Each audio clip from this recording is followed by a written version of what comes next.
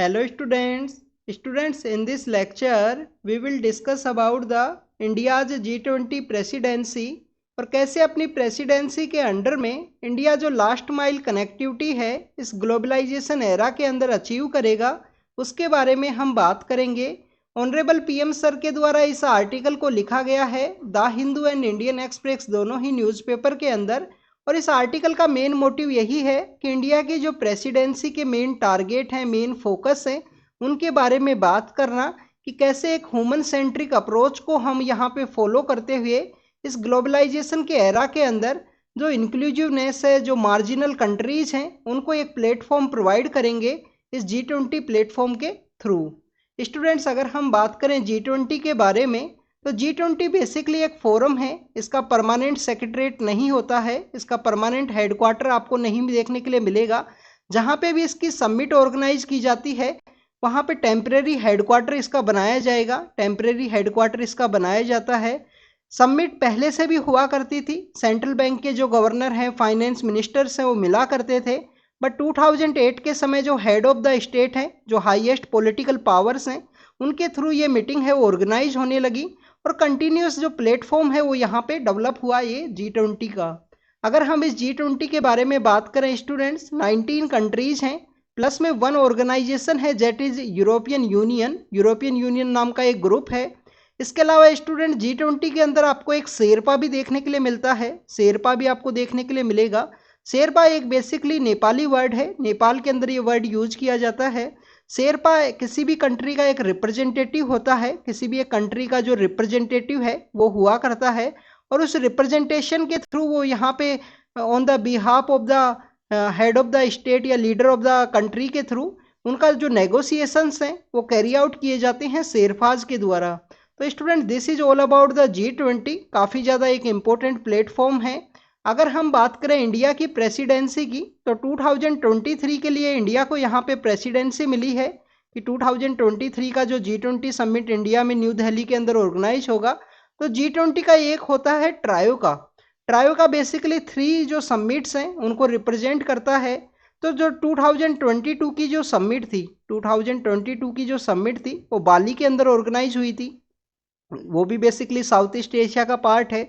Next जो summit है वो आपको ऑर्गेनाइज होगी ब्राज़ील के अंदर में। तो बेसिकली यहाँ पे जो ट्रायोका बना है G20 के थ्रू, जो इंडिया का जो ट्रायोका बना है वो ग्लोबल साउथ के जो कंट्रीज़ हैं, जो ग्लोबल साउथ के जो कंट्रीज़ हैं उसका एक प्लेटफॉर्म बना है। और ये इंडिया यहाँ पे ग्लोबल साउथ जो जिनका एक सेड हिस्ट्री रहा है, कभी ना कभी कॉलोनियल कॉलोनी हुआ करते थे, नॉर्दर्न हेमिस्फेयर के जो कंट्रीज़ हैं उनके कभी ना कभी कॉलोनी हुआ करते थे, तो इनका एक सेड हिस्ट्री है, कॉलोनियल पास्ट है। तो उसी इन कंट्रीज़ को एक प्लेटफॉर्म को प्रोवाइड करवाना इंडिया की रिस्पॉन्सिबिलिटी है। इंडिया इनका एक लीडर है, वो बन के उभरा है ग्लोबल साउथ का लीडर के रूप में। तो student, this is all about the initial information about this G20 forum. अगर हम बात करें ऑनरेबल पीएम सर के इस आर्टिकल के बारे में तो ऑनरेबल पीएम सर ने कहा कि इंडिया के अंदर एक फिलोसफी है वो फॉलो की जाती है। Philosophy is that the Vasudeva Kutumbakam. वासुदेव कुटुंबकम की हमारे यहाँ पे एक फिलोसफी है जिसे फॉलो किया जाता है, जिसका मेन मोटिव है कि जो कंप्लीट अर्थ है, कंप्लीट वर्ल्ड है, वो एक फैमिली है, फैमिली का पार्ट है। तो इसी के थ्रू इंडिया ने अपनी जो G20 की प्रेसिडेंसी के अंदर जो थीम भी रखा, थीम भी इंडिया के द्वारा रखा गया, one earth one family and one future की बात की है। इंडिया ने अपनी G20 प्रेसिडेंसी के अंडर में एक call for human centric progress का एक कॉल दिया है, एक नारा दिया है कि ह्यूमन सेंट्रिक प्रोग्रेस को हम अचीव करेंगे one earth one family and one future के through. One earth means the complete हमारा जो अर्थ है उसको हमको नर्चर करना है, उसको हमको डेवलप करना है एक फैमिली के रूप में, जिसमें हम एक दूसरे का जो सपोर्ट है, एक ग्रोथ के अंदर जो सपोर्ट है वो प्रोवाइड करें, चाहे वो मल्टीलेटरल प्लेटफॉर्म्स के थ्रू हो, चाहे वो यहाँ पे वन कंट्री से एक कंट्री से दूसरे कंट्री का जो बायलेटरल रिलेशंस है, डिप्लोमेटिक कोऑपरेशंस हैं, उसके थ्रू हो। और वन फ्यूचर यहाँ पे हमारे प्लांट को प्रोटेक्ट करना है, जिसके अंदर क्लाइमेट चेंज भी एक one of the important deal है, जिसके थ्रू हमारा जो फ्यूचर है, आने वाली जो जनरेशन्स हैं उसके लिए सिक्योर करना है। This is all about the PM sir's that theme of the our G20 presidency. Honourable PM sir के द्वारा कहा गया कि जो G20 की प्रेसिडेंसी है अब कंप्लीटली चेंज हो चुकी है, क्योंकि after the covid post pandemic जो वर्ल्ड है ऑर्डर वो कंप्लीटली डिफरेंट है। यहाँ पे तीन ऐसे इंपॉर्टेंट चेंजेस हैं, तीन इंपॉर्टेंट पिलर्स हैं जिसके ऊपर कंप्लीट जो वर्ल्ड है वो काम कर रहा है आफ्टर द कोविड-19 का जो पेंडेमिक है उसके बाद में। फर्स्ट यहाँ पे जो पिलर है उसके मेन जो पर्पज है वो ये है कि यहाँ पे हमको जो जीडीपी सेंट्रिक अप्रोच हुआ करती थी कोई समय में, वो अप्रोच यहाँ पे चेंज होके ह्यूमन सेंट्रिक व्यू के रूप में डेवलप हुई है आफ्टर द कोविड-19 पेंडेमिक के बाद में, कि ह्यूमन सेंट्रिक डेवलपमेंट करना है जिससे कि कोई भी ऐसी पेंडेमिक की सिचुएशन हो उसको हम डील कर सकें। सेकंड, इसके अंदर बात किया गया है कि हमें यहाँ पे रेजिलियंस एंड रिलायबिलिटी को इम्प्रूव करना है। हमारा यहाँ पे रेजिलियंस होना चाहिए, ग्लोबल एक सप्लाई चेन होनी चाहिए। आप देखिए कि वैक्सीन के समय भी ऐसा ही था।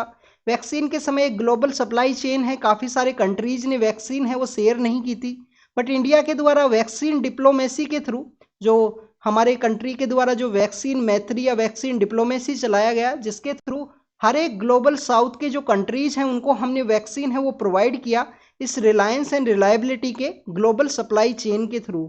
इसी रिलायंस के अंदर आप देखिए कि सेल्फ रिलायबिलिटी को भी इम्प्रूव करने की बात की गई है कि कोई भी ऐसी सिचुएशन आई, कोई इमरजेंसी की सिचुएशन हो, तो उसके अंदर आप अपना जो सेल्फ रिलायंस है, सेल्फ रिलायबिलिटी है, उसको आप इम्प्रूव करो। इसके अंदर आपको आत्मनिर्भर भारत जो इंडिया ने 2020 के समय स्टार्ट किया था कि हमको सेल्फ सफिशिएंसी है, सेल्फ सफिशिएंसी को अचीव करना है। स्टूडेंट्स, अगर हम इसके बिहाइंड की जर्नी के बारे में बात करें तो कभी हमारा जो कंट्री है, जो ग्रेन्स है, ग्रेन्स के सेक्टर के अंदर किसी दूसरे कंट्रीज के ऊपर डिपेंड हुआ करता था। PL480 नाम की जो सब्सिडी है उसके ऊपर हम डिपेंड हुआ करते थे, पर under the that time prime minister के द्वारा ग्रीन रिवॉल्यूशन है उसको चलाया गया under the leadership of MS Swaminathan. और आप देखें कि आज हम यहाँ पे सेल्फ सफिशिएंट हैं ग्रेन्स के अंदर में, हमारे एग्रीकल्चर का जो प्रोडक्टिविटी है उसके अंदर में। इवन हमारे कंट्री के द्वारा काफ़ी सारे जो कंट्रीज़ को जो ग्रेन्स हैं वो भी सप्लाई किया जाता है। तो this is all about the जो सेल्फ सफिशिएंसी है उसको अचीव करना है। और थर्ड इंपॉर्टेंट जो पिलर यहाँ पे दिया गया है कि जो ग्लोबल इंस्टीट्यूशंस हैं उनमें रिफॉर्म की ज़रूरत है, जैसे कि यूनाइटेड नेशन सिक्योरिटी काउंसिल के अंदर, यूनाइटेड नेशन सिक्योरिटी काउंसिल के अंदर इंडिया की डिमांड है कि इसको रिफॉर्म किया जाए। प्रेजेंट समय में जो ऑर्डर है वो चेंज हो चुका है। आप देखें कि यूनाइटेड नेशन सिक्योरिटी काउंसिल के अंदर में कोई भी यहाँ पे जो लैटिन अमेरिका है उससे कोई कंट्री नहीं है, साउथ एशिया से कोई कंट्री नहीं है। इसके अलावा अगर हम बात करें जो अफ्रीकन कॉन्टिनेंट है, जो अफ्रीकन कॉन्टिनेंट है वहाँ से भी कोई कंट्री नहीं है, वीटो पावर नहीं है परमानेंट मेंबर के रूप में। तो ग्लोबल इंस्टीट्यूशंस के रिफॉर्म की बात है, चाहे वो ग्लोबल इंस्टीट्यूशन ब्रेटन वुड जो हमारी कॉन्फ्रेंस हुई थी 1944 के समय, 1944 के समय जो फाइनेंशियल इंस्टीट्यूशंस हैं, जो हमारे वर्ल्ड के जो फाइनेंशियल इंस्टीट्यूशंस हैं उनके रिगार्डिंग में IMF and world bank existence के अंदर आया, तो उनको भी रिफॉर्म की ज़रूरत है जिससे कि जो मार्जिनल कंट्रीज हैं उनको यहाँ पे अच्छा प्लेटफॉर्म है वो मिल सके। नेक्स्ट अगर हम बात करें स्टूडेंट्स, इंडिया के जो G20 प्रेसिडेंसी के अंडर में इन्हीं तीन पिलर्स को जो कैटेलाइज करने का एक शिफ्ट है, कैटेलाइज करना है, इन पिलर्स के थ्रू ही यहाँ पे जो कम्प्लीटली जो प्रेसिडेंसी के अंदर जो एक्टिविटीज़ हैं वो कैरी आउट की जाएंगी। जैसे ही इंडिया के पास जब G20 की प्रेसिडेंसी आई थी तो उसी समय से जो मार्जिनल सेक्शंस हैं उनकी जो वॉइस है वो रेज किया गया इंडिया के द्वारा। ये marginal countries basically global south के जो कंट्रीज हैं, एशिया के कंट्रीज हैं, अफ्रीका के कंट्री हैं, और ऐसे कंट्री जो बेसिकली कभी ना कभी कॉलोनियल जिनका हिस्ट्री हुआ करता था, तो उन्हीं सबको एक प्लेटफॉर्म देने का इंडिया के द्वारा यहाँ पे प्रोवाइड किया गया। स्टूडेंट्स, इसी साल 2023 के समय ही जनवरी के अंदर में 2023 के समय जनवरी के अंदर एक समिट है वो ऑर्गेनाइज हुई। समिट का नाम है voice of the global south summit, कि ग्लोबल साउथ के जो कंट्रीज हैं उनकी वॉइस को यहाँ पे अपग्रेड किया जा सके, उसको रेज किया जा सके। तो summit of the global south है। ग्लोबल साउथ की समिट को लीड किया इंडिया के द्वारा। 125 जो कंट्रीज हैं, 125 कंट्रीज जो ग्लोबल साउथ के पार्ट हैं, उन ग्लोबल साउथ के कंट्रीज को इंडिया के द्वारा लीड किया गया इस समिट के अंदर, voice of the global south summit के अंदर, ये यहाँ पे मेंशन किया गया है। इसके अलावा स्टूडेंट्स अगर हम बात करें कि यहाँ पे नेचर के साथ हार्मनी की बात की गई है, कि नेचर के साथ जो हार्मनी की जो ज़रूरत है तो उसको कैसे हम अचीव करें ग्लोबल साउथ के जो कंट्रीज़ के स्टूडेंट्स यहाँ पे ग्लोबल साउथ के बारे में ही एक बार डिस्कस करते हैं। तो हमारा जो कंट्री का प्रेसिडेंसी के अंदर यहाँ पे टारगेट है कि जो अफ्रीकन यूनियन है, जो कि 1999 के समय इस्टेब्लिशमेंट में आया, 1963 के समय ये यूनिटी ऑफ अफ्रीकन कंट्रीज हुआ करता था। 55 कंट्रीज का ये ग्रुप है। हेडक्वार्टर इसका कहाँ पे है स्टूडेंट्स? एडिस अबाबा इथोपिया के अंदर, एडिस अबाबा इथोपिया के अंदर। तो इसी अफ्रीकन यूनियन को यहाँ पे प्लेटफॉर्म प्रोवाइड करवाना है इस G20 प्लेटफॉर्म के थ्रू। तो यहाँ पे ऐड करने की बात की गई है। आज के जो हिंदू न्यूज़पेपर है उसके अंदर भी मेंशन था कि वहाँ पे अफ्रीकन यूनियन को G20 के अंदर ऐड करवाया जाएगा इंडिया के द्वारा अपनी प्रेसिडेंसी के अंडर में। तो स्टूडेंट्स आप देखिए कि ग्लोबल साउथ को एक प्लेटफॉर्म है, चाहे वो जनवरी के अंदर voice of the global south summit हो जो इंडिया के द्वारा डिजिटल फॉर्मेट में चलाई गई, जिसमें 125 कंट्रीज का जो लीडरशिप है इंडिया के द्वारा किया गया, या अफ्रीकन यूनियन को जो प्लेटफॉर्म है वो देने की बात हो कि जो मार्जिनल कॉलोनियल पास्ट के जो कंट्रीज हैं उनको एक प्लेटफॉर्म मिले इस G20 प्लेटफॉर्म के थ्रू, जिससे कि लास्ट माइल कनेक्टिविटी को हम अचीव करें और किसी भी पर्सन को पीछे ना छोड़े इस ग्लोबलाइजेशन के एरा के अंदर। स्टूडेंट्स, हमने जब SDG गोल्स को स्टार्ट किया था तो उन SDG गोल्स को अचीव करने का 2030 जो डेट है, जो टारगेट रखा, तो उन्हीं को अचीव करने के रिगार्डिंग में एक एक्सेलरेशन एक्शन प्लान है उसको डेवलप करने की ज़रूरत है। हम मिड समय में हैं अब कि कैसे इन 2030 तक जो SDG गोल्स हैं, जो 17 हमारे इंपॉर्टेंट गोल्स हैं, उनको हम अचीव करें कि पॉवर्टी, जो यहाँ पे गरीबी है, इसके अलावा जो भी डिस्क्रिमिनेशन है, चाहे जेंडर लेवल पे हो, चाहे लेबर लेवल पे हो, या क्लाइमेट चेंज के सेक्टर के अंदर हो, इन सभी को यहाँ पे डील किया जा सके, SDG को जो अचीव किया जा सके, तो इसका एक ट्रैकिंग प्लेटफॉर्म है, एक्शन प्लान है, उसको डेवलप करने की ज़रूरत है। Next is about the harmony with the nature. तो harmony with the nature India के अंदर तो आपको एंशिएंट समय से ही देखने के लिए मिलता है। हमारे यहाँ पे कुछ ऐसी कम्युनिटीज़ हैं जो बेसिकली नेचर के साथ उनका हार्मनी, हमारी ट्राइबल कम्युनिटीज़ जो नेचर के साथ ही उनका लिविंग है। तो अगर हम बात करें, जैसे एक विश्नोई कम्युनिटी है जो western part of India, Rajasthan, Haryana and Punjab के अंदर मिलती है। तो स्टूडेंट्स, वो गुरु जम्बेश्वर जी के द्वारा जो बिश्नोई कम्युनिटी को जो इस्टेब्लिश किया गया, तो उसका मेन मोटिव यही था कि नेचर के साथ जो हार्मनी है उसे अचीव करना है। और प्रेजेंट जो क्लाइमेट चेंज का जो समय है उसको देखते हुए हमको जो ये नेचर, हार्मनी विद नेचर, उसको अचीव करने की ज़रूरत है। जैसे कि इंडिया के द्वारा यहाँ पे चेन्नई जो हाई लेवल प्रिंसिपल्स हैं, चेन्नई का जो हाई लेवल प्रिंसिपल है, इसी G20 की टॉक्स के अंदर वो एग्जिस्टेंस के अंदर आए। और that is all about the blue economy. जो ब्लू इकोनॉमी है, जो हमारा सी सेक्टर है, उसी के रिगार्डिंग में है चेन्नई हाई लेवल प्रिंसिपल है ब्लू इकोनॉमी के रिगार्डिंग में। इसी के थ्रू जो ग्रीन हाइड्रोजन एक इनोवेशन सेंटर है उसको भी डेवलप किया गया, जिससे कि ग्लोबल इकोसिस्टम यहाँ पे क्लीन हाइड्रोजन एनर्जी के सेक्टर में डेवलप हो। स्टूडेंट्स, यहाँ पे ऑनरेबल PM सर के द्वारा कहा गया कि जैसे हमने 2015 के समय जो COP21 का मीटिंग हुआ था, उसके बाद में 2015 के समय इंटरनेशनल सोलार अलायंस को इस्टेब्लिश किया था। इंटरनेशनल सोलार अलायंस को हमने इस्टेब्लिश किया। ये कहाँ पे इस्टेब्लिश है स्टूडेंट्स? गुरुग्राम के अंदर इसका हेडक्वार्टर है। जो गुरुग्राम है हरियाणा के अंदर, वहाँ पे इसका हेडक्वार्टर है और इंडिया एंड फ्रांस के द्वारा इसको इस्टेब्लिश किया गया था। तो वैसे ही हमें ज़रूरत है कि प्रेजेंट समय में हम बायोफ्यूल के रिगार्डिंग में एक अलायंस है उसे यहाँ पे डेवलप करें, और जो बायोफ्यूल का जो सर्कुलर इकोनॉमी है उसका हम बेनिफिट है उसको यहाँ पे अचीव कर सकें इस G20 प्रेसिडेंसी के अंडर में।